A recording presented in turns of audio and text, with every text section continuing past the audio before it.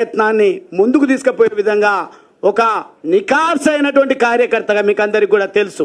20 సంవత్సరాలు దాదాపుగా 2 దశాబ్దాల పాటుగా నేను బీఆర్ఎస్ పార్టీలో పనిచేసిన, ప్రభుత్వ విప్గా కూడా పనిచేసిన, చాలా ఇంపార్టెంట్ టాస్క్స్ ఏవి ఇచ్చినా కానీ ఒక నిబద్ధత కలిగినటువంటి కార్యకర్తగా నేను అక్కడ పనిచేసి మెప్పు పొందడం జరిగింది. అందుకే మొన్న అచ్చంపేటకు వచ్చి పెద్ద పెద్ద నాయకులు రావాలనుకున్నారంట. వెళ్ళినట్టయితే ఇటు సామాన్యుడు కాడు, మంచిగా ఉన్నంత వరకు మంచిగా ఉంటాడు. మేమన్నా అనరానిది అంటే ఖచ్చితంగా మమ్మల్ని వేటాడుతాడు, వెంటాడుతాడు అనే భయంతోన పెద్ద లీడర్లు అని ఎవరైతే ఉన్నారో వాళ్ళు రాకుండా మా జిల్లాలో ఒక ఆయన పెద్ద నాయకుడు ఉన్నాడు. 2004లో పోటీ చేస్తే 6000 ఓట్లు ఏమొచ్చినాయి. మీకు ఎన్ని వచ్చినాయి? మొదటిసారి ఫోన్ చేస్తే పోటీ చేసే దాకరన్నా 15,000. ఆయన ఒక రకంగా చెప్తే బ్యూరోక్రాట్ పదవిలో ఉన్నారు, చైర్మన్గా ఒక డిపార్ట్మెంట్లో పనిచేసిండ్రు. ఈ జాతీయవాదం నచ్చి అక్కడ కోన్ పూస్తా కొల్లాపూర్ అన్నప్పుడు కొల్లాపూర్ దేశ రక్షణ కావాలని కోరుకుంటుంది కాబట్టి నేను అక్కడ వెళ్ళి పోటీ చేస్తా అంటే వారికి మొదటిసారి 15,000, రెండవసారి కూడా అద్భుతమైనటువంటి 30,000. రాబోయేది ఒక్కొక్క నియోజకవర్గంలో 1,00,000 ఓట్లు రాబోతా ఉన్నాయి. ఆ రోజు 6,000 ఓట్లు వచ్చిన వాళ్ళు 2014లో ఓడిపోయిన ఆయన ప్లానింగ్ బోర్డు వైస్ చైర్మన్ అయ్యిండు. తర్వాత మొదటిసారి గెలిచినబడి మంత్రి అయ్యిండు. దళితుని ముఖ్యమంత్రి చేస్తా అన్నప్పుడు నాకు ఆస్పిరేషన్ లేదు, కానీ తెలంగాణ రాష్ట్ర సాధన ఉద్యమంలో కేసీఆర్ గారు పనిచేసిండ్రు. అన్ని పార్టీలను ఏకం చేసే ప్రయత్నం చేసిండ్రు. ఎవరి వల్ల వచ్చింది, ఏమొచ్చింది, ఒకవేళ చర్చ సమగ్రంగా జరిపితే తప్పకుండా విలువలతో చర్చించుకుందాం. మా వల్లనే తెలంగాణ వచ్చిందంటే తెలంగాణ ఎవరి వల్ల వచ్చిందో చర్చను విస్తృతంగా ప్రజల్లోకి తీసుకువెళ్ళడానికి నేను సిద్ధంగా ఉన్నా. తెలంగాణ రాష్ట్ర సమితిలో చేరిన తర్వాత నేను ఎమ్మెల్యేగా నాకు అచ్చంపేట నుంచి టికెట్ ప్రకటించిన తర్వాత ఆల్ ఆఫ్ ఎ సడన్ నేను ఏం నేరం చేసినో తెలియదు, నేనేం పాపం చేసినో తెలియదు.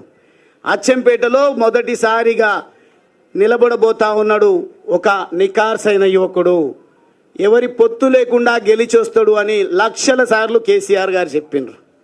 కానీ రెండు రోజులకే నాకు ఎంపీ టికెట్ ఇచ్చిండ్రు. మరి నేను ఒక్క మాట కూడా మాట్లాడలేదు. కారణం ఏంటంటే ఆశయం ఎమ్మెల్యే కావాలని ఉన్నది ముందు నాకు, ఎందుకంటే political power is master key అని. కానీ వాతావరణం మాత్రం తెలంగాణ రాష్ట్ర ప్రజలు తెలంగాణ రాష్ట్రాన్ని కోరుకుంటున్నారని, తెలంగాణ రాష్ట్రం రావాలంటే పార్లమెంటులో బిల్లు పెట్టాలి, గర్జించాల్సింది పార్లమెంటులో అని నన్ను కొన్ని రెచ్చగొట్టే మాటలా ప్రోత్సహించే మాటలా నాకు తెలియదు, కానీ వాటన్నిటికీ ఏం టెంప్ట్ కాలేదు. నేను ఏ అవకాశం ఇచ్చినా ఇవ్వకపోయినా నేను సిద్ధంగా ఒక కార్యకర్తలాగా తెలంగాణ రాష్ట్ర సాధన కోసం పనిచేస్తా అని చెప్పి నేను ఎంపీగా పోటీ చేస్తే కేసీఆర్ గారు మహబూబ్ నగర్ నుంచి పోటీ చేసిండ్రు. నా దగ్గరికి ఒక్క ఇన్ఛార్జ్ కూడా రాలేదు. నా దగ్గర నాగర్ కర్నూలు పార్లమెంటు పరిధిలో 7 అసెంబ్లీ సెగ్మెంట్స్ ఉంటే ఒక్క సెగ్మెంట్లో కూడా కారు గుర్తు పైన ఎమ్మెల్యే అభ్యర్థిని నిలబెట్టలేదు.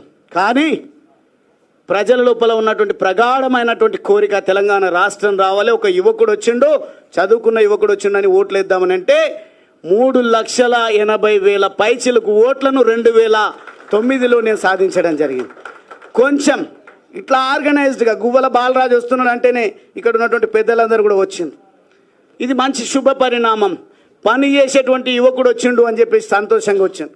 కానీ ఎంపీ పార్లమెంటులో అడుగుపెట్టే ఆస్కారం ఉన్నా కేసీఆర్ గారి దగ్గర మొత్తం కూడా దేశాన్ని కాపాడాలంటే మోడీ గారు బలగాలను మోహరిస్తూ ఎవని ఊహకందని విధంగా ఆటంకవాదులను, ఉగ్రవాదుల స్థావరాలను ఏ రకంగా సింధూర్ పేరిట, ఆపరేషన్ సింధూర్ పేరిట అంతమొందించిండో ఆ రకంగా చేయాల్సినటువంటి అవసరం ఉండే నా దగ్గర కూడా అది చేయలేదు.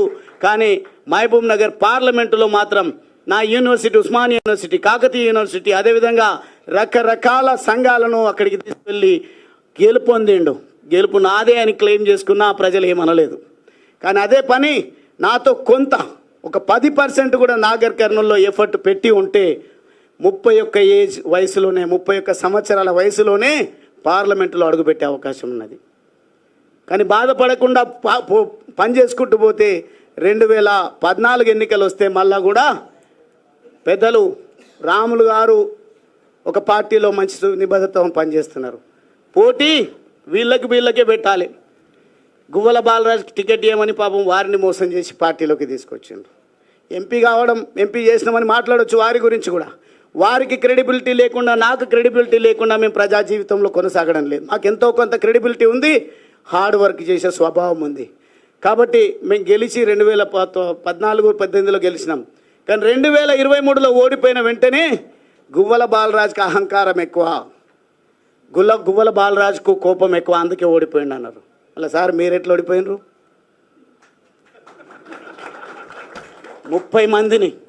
30 మందిని మార్చింటే చాలు, మళ్ళీ అధికారం మాదే వచ్చేది. కానీ వీళ్ళకి అవకాశం ఇచ్చినామన్నారు. అంత త్యాగం ఎందుకు నాయన? మళ్ళీ మీ ఓటమికి కారణాలేంది? అవకాశం ఇచ్చిన భిక్ష అని మాట్లాడుతున్నారు.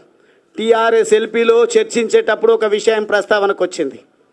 దళితుని సీఎం చేస్తాన్నాడు, దీని గురించి ఏందని చెవులు కొరుక్కుంటుంటే నేను లేచి ఒకటే మాట మాట్లాడినా. మనం చదువుకున్నాము, ప్రజల చేత ఎన్నికైనాము, తెలంగాణ రాష్ట్ర కాంక్ష దృఢంగా ఉన్నది. వచ్చిన తెలంగాణను నవ్వెటోడి ముంగట జారిపడ్డట్టుగా ఉండొద్దు అంటే అపారమైనటువంటి అనుభవం ఉంది. తెలంగాణ రాష్ట్ర సాధన ఉద్యమానికి నాయకత్వం వహించిండ్రు.